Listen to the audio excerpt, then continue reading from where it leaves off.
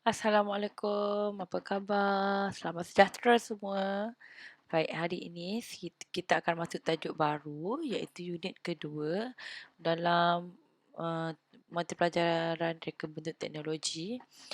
Tajuknya adalah aplikasi reka bentuk teknologi kejuruteraan. Boleh rujuk buku teks RBT muka surat 28.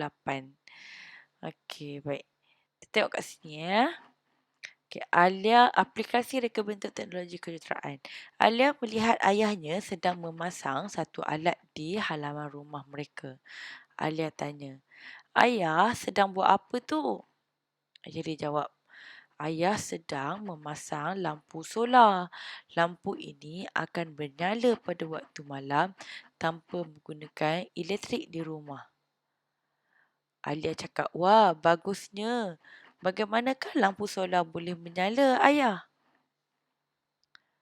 Lampu ini menggunakan panel solar. Panel tersebut menyerap cahaya matahari yang akan ditukarkan kepada tenaga elektrik dan disimpan dalam bateri. Setelah itu, lampu ini akan menyala di tempat yang gelap.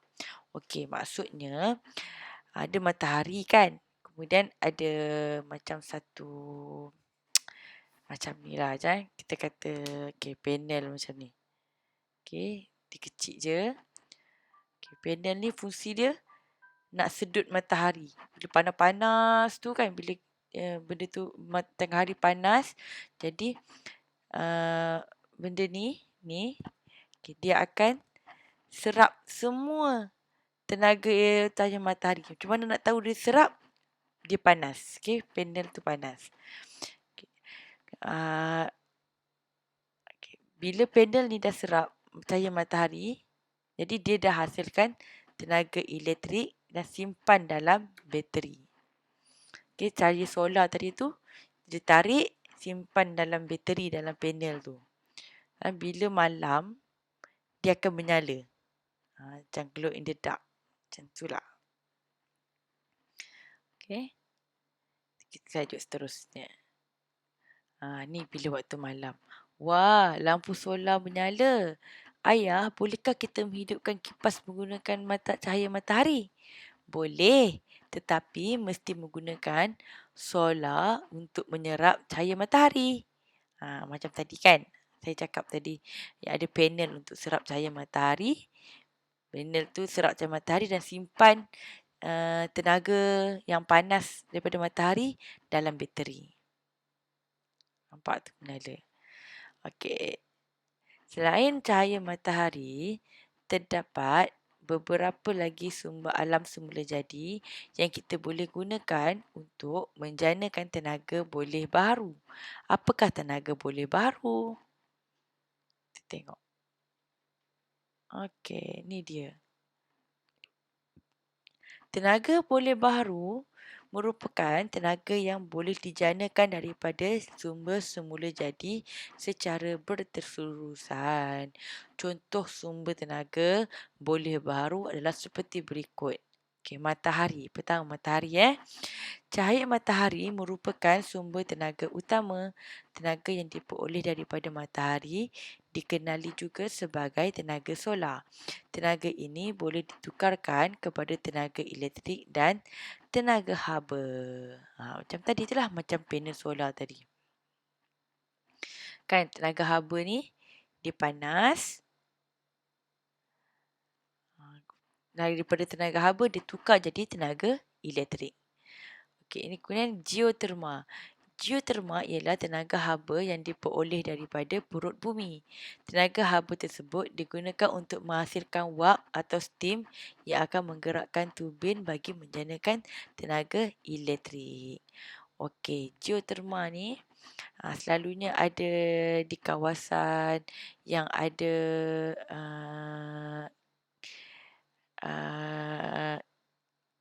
gempa bumi, yang ada gunung berapi.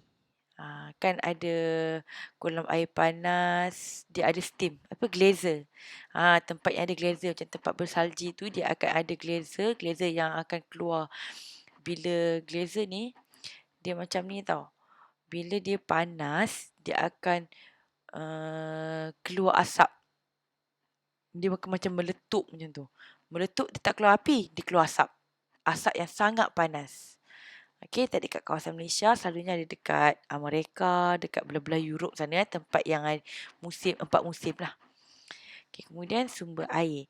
Sumber air yang berterusan membolehkan empangan dibina bagi menjana tenaga elektrik melalui sistem jana kuasa hidroelektrik. Tenaga ini dikenali sebagai tenaga hidro. Okey, ini dekat Malaysia sangat banyak empangan yang menjana kuasa elektrik. Kat Malaysia ada. Okay, dekat Selangor pun ada, kat Pahang ada, kat Kedah ada, kat Terengganu ada. So, setiap negeri ada tenaga hidroelektrik dia sendiri. Okay, tenaga hidroelektrik ni kita dapat daripada empangan. Okay, kita buka sebelumnya. Okay, ni angin. Angin. Angin merupakan sumber alam yang tidak terhad dan sentiasa ada. Tiupan angin yang kuat membolehkan kincir angin berputar bagi menjanakan tenaga elektrik. Okey, ini kincir angin. Ini selalu ada di Jerman, di Holland, di Belanda. Di sana memang banyak kincir angin lah. Di Jepun ada, Korea ada, Australia ada. Tempat yang sumber angin dia sangat kuat. Kat China pun ada.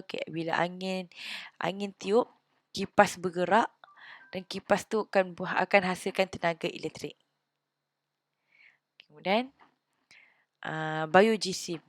Biogesim merupakan bahan daripada reputan benda hidup seperti tumbuhan dan najis haiwan untuk menghasilkan bahan api. Beberapa kaedah digunakan bagi menjanakan tenaga daripada biogesim ini.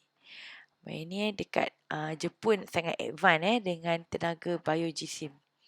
Kat Malaysia ada tapi masih dalam kecil-kecilan lagi. Dia guna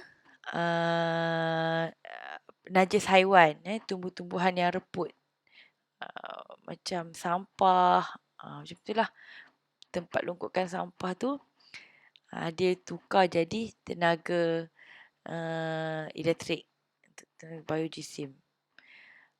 Kemudian tenaga ombak. Ombak laut yang kuat mampu menjanakan tenaga elektrik melalui turbin yang diletakkan pada sistem jana kuasa. Ini ada dekat Amerika. Dia guna ombak untuk jana kuasa elektrik. Okey, kawan-kawan, manakah tenaga boleh baru dapat memberi manfaat dalam kehidupan kita? Macam mana ya? Okey, sangat membantulah. Sebabnya jimat sebab kita boleh guna bahan semula jadi je. Macam taja matahari tu lah. Okay, panel-panel solar tu sangat senang nak dapat. Kat Shopee pun boleh beli sekarang. Lampu-lampu yang macam ayah Alia pegang tadi tu, murah je.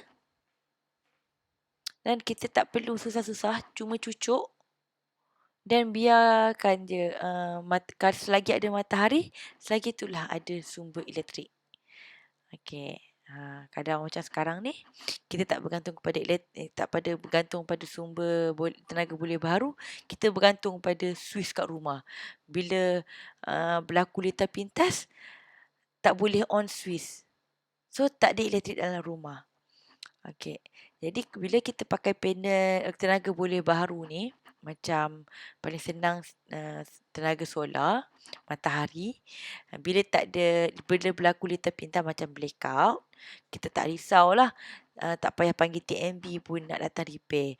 Sebab kita dah simpan tenaga haba daripada matahari dalam bateri. So, tenaga haba tu, solar panel solar daripada tenaga matahari tadi tu akan hasilkan elektrik dalam rumah kita. Nampak? Jimat kan, tak payah bayar bil elektrik.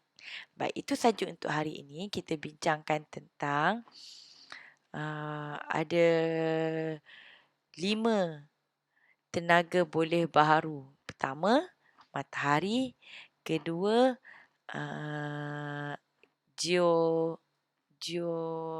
apa tu? Yang tenaga haba panas daripada bumi.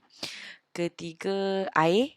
Keempat, biogesim. Kelima, ombak. Jadi ada 5 jenis tenaga boleh baharu. Baik, saya akan bagi latihan di grup kelas masing-masing. Jadi boleh rujuk grup kelas masing-masing lah. Okay, itu saja untuk perjumpaan kita pada hari ini. Assalamualaikum. Bye.